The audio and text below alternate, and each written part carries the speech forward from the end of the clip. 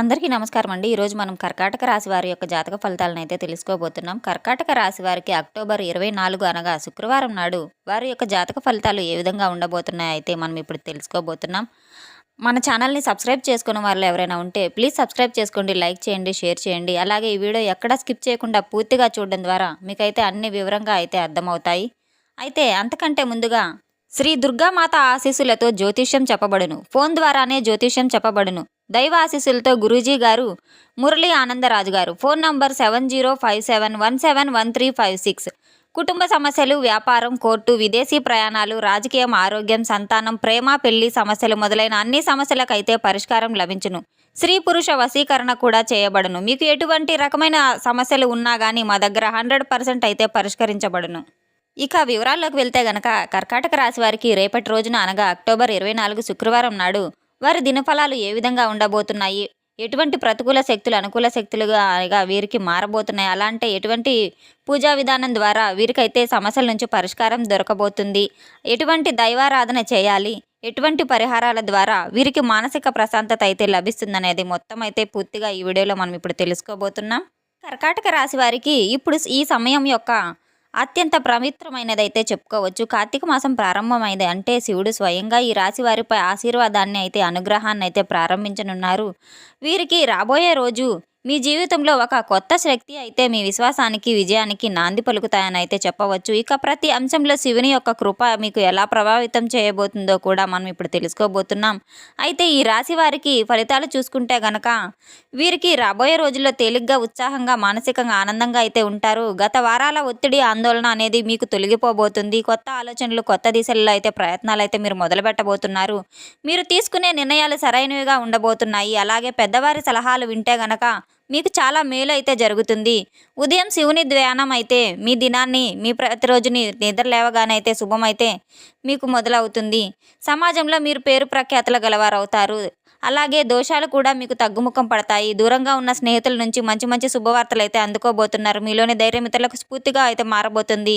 ఏ చిన్న అడ్డంకులు వచ్చినా కానీ మీరు సులభంగా దాటగలగబోతున్నారు. మీరు చేసిన సత్కార్యాలు ఫలించబోతున్నాయి. ఈ సమయంలో చిన్న పూజా కార్యక్రమాలు కూడా మీకు పెద్ద పెద్ద ఫలితాలను అయితే ఇవ్వబోతున్నాయి. మీ మాటకు విలువ పెరుగుతుంది. ఓం నమ శివాయ అనే జపం చేయడం ద్వారా రోజుకి మీరు శుభరక్షణగా ఉంటుంది అని అయితే గట్టిగానే చెప్పబోతున్నాం. అయితే ఇక్కడ ఉద్యోగ మరియు వ్యాపార రంగాల్లో రాబోయే రోజుల్లో మీకు ఏ విధంగా ఉండబోతుందో అయితే చూసుకుంటే గనక ఉద్యోగంలో కొత్త కొత్త అవకాశాలు అయితే మీకు అనేవి కనిపిస్తూ ఉంటాయి. మీ ప్రతిభను గుర్తించేవారు ముందుకు రాబోతున్నారు. సీనియర్స్ అయితే మిమ్మల్ని ప్రశంసల్లో ముంచెత్తుతారు. ప్రమోషన్స్ లేదా కొత్త ప్రాజెక్టులు మీ పేరుకి ఎంపిక కావచ్చు. సహచరులు కూడా మీకు మంచిగా సహకరిస్తారు. వ్యాపారస్తులకు కొత్త కాంట్రాక్టులు వస్తాయి. అలాగే సైడ్ ప్రాజెక్ట్స్కి కూడా మంచి డిమాండ్ అయితే ఉంటుంది. మీరు చేసే మార్కెటింగ్ ప్రయత్నాలు కూడా చాలానే ఫలించబోతున్నాయి.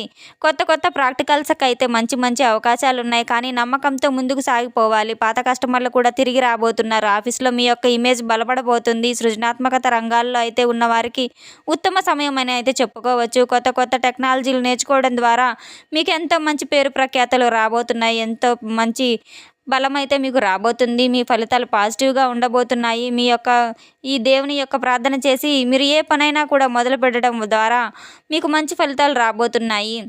మీరు మొదలుపెట్టే ప్రతి పనిలో దైవనామాన్ని స్మరిస్తూ మీరు మొదలుపెట్టినట్టయితే విజయాలు మీ వెంటే వస్తూ ఉంటాయి. ఇన్వెస్ట్మెంట్లలో చిన్నపాటి లాభాలు కూడా కనిపించబోతున్నాయి. బిజినెస్కి మీరు పెట్టుబడులు పెట్టేటప్పుడు కాస్త ఆలోచించి అడుగు వేయడం అయితే చాలా మంచిది. పెద్దల సలహాల మేరకు మీరు ముందుకు వెళ్ళడం అయితే చాలా మంచిదని చెప్పుకోదగ్గ విషయమైన అయితే చెప్పుకోవచ్చు. ఇక అలాగే మీరు చిన్నపాటి లాభాలు కూడా రాబోతున్నాయి. మీ కుటుంబంలో ఈరోజు శుభకార్యాలకు మంచి దినమైన అయితే చెప్పుకోవచ్చు. అనవసరమైన ఫైనాన్షియల్ ప్లాన్స్ అయితే చేయకండి. మీ చేతిలో ధనం సత్ఫలితాలకు అయితే ఉపయోగపడుతుంది. అదృష్టం ద్వారా మీకు బహుమానం ద్వారా ఏ విధంగా అయినా మీకు ధనం అయితే మీకు ఈరోజు రాబోతుంది. శుక్రవారం నాడు దీపం వెలిగించడం మీ ధన ప్రవాహాన్ని పెంచుతుంది. ఆర్థిక ఆందోళనలు మీకు తగ్గబోతున్నాయి. ఎవరికి డబ్బును అప్పుగా ఇవ్వకపోవడమే మీకు చాలా మంచిది, చాలా శ్రేయస్కరం అని కూడా చెప్పుకోవచ్చు. కార్తీక మాస దానాలు శుభ ఫలితాలను పెంచుతాయి. ప్రతి ఉదయం నాణెం మీద గంగాజలం వేసి దేవాలయంలో వాటిని వేసి ప్రార్థించండి. ఇక కుటుంబ జీవిత పరంగా ఈ రాశి వారికి ఏ విధంగా ఉంటుందో గనక మనం చూసుకుంటే, కుటుంబంలో సంతోషకరమైన వాతావరణం అయితే నెలకొనబోతుంది. అలాగే పెద్దవారి ఆశీర్వాదం మీకు మంచి శక్తిని ఇస్తుంది. తల్లిదండ్రులతో మీరు సమయాన్ని చాలానే గడపబోతున్నారు. సోదర సోదరీమణులతో మీ యొక్క ఆనందం, అనుబంధం అనేది బలపడబోతుంది. ఇంటిలో చిన్న పూజా కార్యక్రమాలు కూడా మీకు శుభదాయకంగా అయితే ఉండబోతున్నాయి. పిల్లల విషయంలో శుభవార్తలు వింటారు. అలాగే కుటుంబ కలహాలు అనేవి కూడా మీకు తగ్గుముఖం పట్టబోతున్నాయి. అలాగే బంధువుల నుండి మంచి సపోర్ట్ లభిస్తుంది. ఇల్లు మార్చాలనుకుంటే అది ఇది మీకు ఈరోజు శుభ సమయం అని అయితే చెప్పుకోవచ్చు. గృహంలో పూజలు చేయడం శుభ ఫలితాన్ని ఇస్తుంది. ఇంట్లో దీపధూప నైవేద్యాలు దానం చేయడం మంగళప్రదం అని అయితే చెప్పుకోవచ్చు. కుటుంబ పరంగా భోజనం చేయడం అయితే శాంతిని ఇస్తుందని చెప్పుకోవచ్చు. భార్యాభర్తల మధ్య అనుబంధం అనేది బలపడుతుంది. ఏ సమస్య వచ్చినా శివుని యొక్క నామస్మరణతో పరిష్కారం లభిస్తుంది. కుటుంబంలో ఉన్న వృద్ధులకు సేవ చేయడం ద్వారా మీకు ఉత్తమ పరిహారంగా మనం అయితే చెప్పుకోవచ్చు.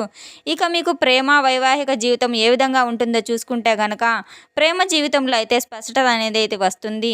మీ యొక్క బంధం మరింత బలపడబోతుంది. కొత్త ప్రేమ ప్రారంభమయ్యే అవకాశాలు కూడా చాలానే కనిపిస్తూ ఉన్నాయి. ప్రేమలో నమ్మకం, నిబద్ధత అయితే పెరగబోతున్నాయి. వివాహితులకు సంతోషకరమైన సమయం అని చెప్పవచ్చు.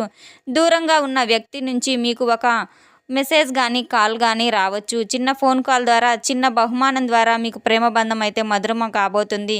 శుక్రవారం నాడు పార్వతీదేవిని పూజించండి. దంపతుల మధ్య ఉన్న అపార్థాలు తొలగిపోతాయి. ఒకరినొకరు సమయాన్ని కేటాయించుకోండి. అలాగే గతంలో జరిగిన తగాదాలు అనేవి ముగుస్తాయి. శుక్రవారం రోజు సాయంత్రం సమయాన మీకు శుభప్రదం. అనుమానాలు తొలగించి ప్రేమతో ముందుకు సాగండి. శివపార్వతి క్షమాపణ స్తోత్రాన్ని అయితే చదవండి. మీ ప్రేమలో శాంతి, సత్యం ఉంటే శివుని దీవెనలు ఖచ్చితంగా అయితే మీకు అందిస్తాడు. శివుని యొక్క అనుగ్రహం మీకు రానుంది. రాబోయే రోజుల్లో మీ యొక్క మానసిక స్థితిగతులను చూసుకుంటే మీకు సానుకూలంగా ఆలోచనలు చేయబోతున్నారు. ఒత్తిడిని తగ్గించుకోబోతున్నారు. ధ్యానం చేయాలనే ఆసక్తి పెరుగుతుంది. అలాగే పాజిటివ్ పీపుల్తో అయితే మీరు గడపడం వల్ల మీకు భయం అనేది తగ్గుతుంది. నిద్ర అనేది మెరుగవుతుంది. గతం పట్ల పశ్చాత్తాపం మీకు తగ్గుతుంది. ధార్మిక గ్రంథాలు చదవడం వల్ల ప్రశాంతత వస్తుంది. కొత్త ఆలోచనలు పుట్టుతాయి. కోపం తగ్గించి క్షమాభావంతో ఉండండి. ఏ మాటలో ధైర్యం కనిపిస్తుంది. అలాగే ఓం నమ శివాయ అనే మంత్రం రోజుకి 108 సార్లు జపించండి. శివాలయంలో ధ్యానం చేయండి. అలాగే మీ మనసు ప్రశాంతంగా ఉంటుంది. శివుని యొక్క దృష్టి మీపై, మీ మనసుపై పడుతుంది. మీ మనసులో శాంతి అయితే నెలకొంటుంది. గతంలో చిన్న చిన్న జబ్బులు ఏమన్నా ఉన్నట్టయితే, ఏమైనా ఉంటే అవి మీకు ఇప్పుడు తగ్గబోతున్నాయి. ఆరోగ్యపరంగా తలనొప్పి, ఒత్తిడి సమస్యలు కూడా మీకు తగ్గుముఖం పట్టబోతున్నాయి. గుండె యొక్క ఆరోగ్యం కూడా మెరుగుపడబోతుంది. తగినంత నీరు త్రాగండి. నిద్ర సమయానికి నిద్రపోవాలి. అలాగే తేలికపాటి వ్యాయామాలు కూడా చేయడం చాలా మంచిదని అయితే చెప్పుకోవచ్చు. కార్తీక స్నానం శరీర శుద్ధిని ఇస్తుంది.